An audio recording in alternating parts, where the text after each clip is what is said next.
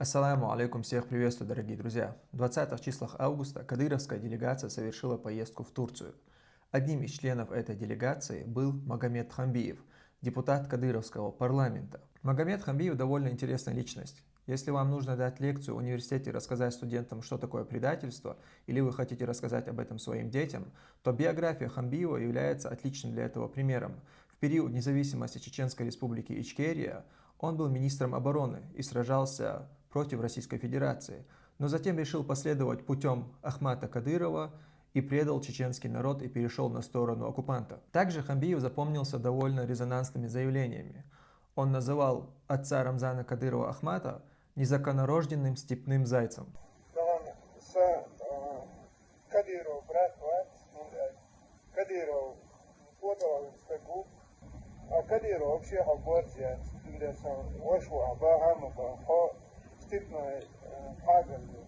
Во время своей поездки в Турцию Хамбиев сфотографировался на фоне флага независимой Чеченской Республики Ичкерия. Да, вы не ослышались. Не на фоне кадыровского флага, не на фоне оккупационного флага, а на фоне флага независимой Чеченской Республики Ичкерия. И тут самое интересное.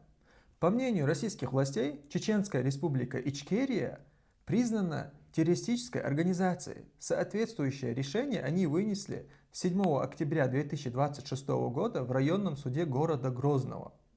Более того, ФСБ России заявили следующее.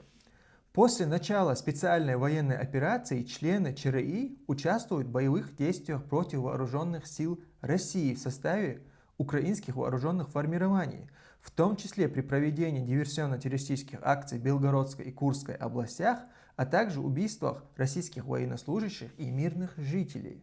То есть это говорит Федеральная служба Российской Федерации. Это говорят хозяева Хамбиева, за которых он вышел замуж.